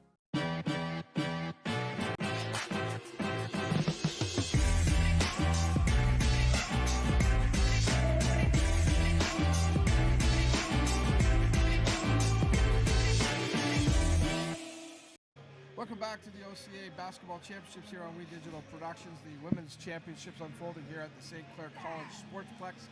We just completed the bronze medal game, and it was the Humber Hawks prevailing over the Algonquin Thunder by a 68-60 score.